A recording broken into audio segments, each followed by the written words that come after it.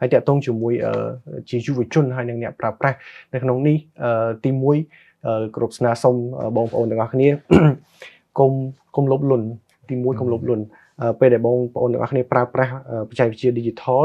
ជិះមិនផុតទេយើងនឹងមានជនទុច្ចរិតមួយចំនួនដែលគាត់ប្រើប្រាស់ឆ្លៀតឱកាសហ្នឹងដើម្បីកេងចំណេញផលប្រយោជន៍អញ្ចឹងទី1កុំលុបលុនទី2មើលឲ្យច្បាស់មុននឹងយើងចាប់ផ្ដើមប្រើប្រាស់សេវាកម្មឬក៏ចុចទៅលើ link ណាមួយហើយទី3សូមប្រើប្រាស់ប្រព័ន្ធសង្គមឬក៏ប្រព័ន្ធអ៊ីនធឺណិតហ្នឹងទៅក្នុងផ្លូវល្អជៀសវាងយើងប្រើប្រាស់ឲ្យទៅធ្វើឧទាហរណ៍បង្កើត fake news បង្កើតព័ត៌មានមិនពិតដើម្បី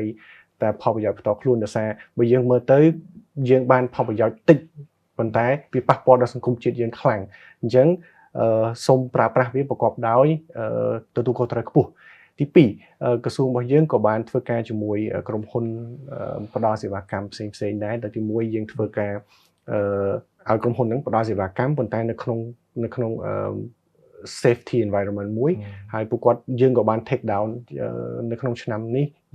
យើងដូចជា take down website ច្រើនជាង 10000 website ហើយយើងក៏បានចាត់វិធានការច្រើនដើម្បីធ្វើការជាមួយក្រុមហ៊ុន social media ហ្នឹងឲ្យគាត់ផ្ដល់ហើយនឹងកាត់បន្ថយfake news misinformation disinformation ហ្នឹងឬក៏ phishing ហ្នឹងយើងកាត់បន្ថយបានច្រើនហើយលើសពីហ្នឹងទៀតខ្ញុំសូមឲ្យបងប្អូនដែលគាត់យល់ដឹងស្រាប់ឧទាហរណ៍ថាគាត់បានទទួល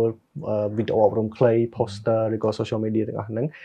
សូមបងប្អូនយើងជួយណែនាំឬក៏ផ្សព្វផ្សាយបន្ថែមទៅអ្នកជំនាញខ្លួនរបស់យើងទៅគ្រួសារទៅយុវជនជំនាន់ក្រោយឬក៏ជាម្ដាយឪពុករបស់យើងដែលពួកគាត់មាន access តិចតួចទៅក្នុង social media ហ្នឹងឲ្យពួកគាត់ aware ទាំងអស់គ្នាផងជាពិសេសម៉ាក់ប៉ារបស់យើងពេលខ្លះគាត់មានថវិកាគាត់មានលុយដាក់នៅក្នុងធនាគារហើយគាត់អត់បានស្វែងយល់ឬក៏គាត់ខ្វះខាតបន្តិចតួចក្នុងការចំណេះដឹងពេលកុំចុច link កុំអីហ្នឹងគេបោកប្រាស់ទៅវាអាចប៉ះពាល់ដល់សង្គមគ្រួសាររបស់យើងអញ្ចឹងជួយផ្សព្វផ្សាយបន្តទៀតធ្វើម៉េចឲ្យអ្នកទាំងអស់គ្នាឬក៏ប្រជាជនយើងទាំងអស់គ្នានៅក្នុងប្រទេសយើងបានយល់ដឹងហើយចេះការពារខ្លួនទាំងអស់គ្នាបាទ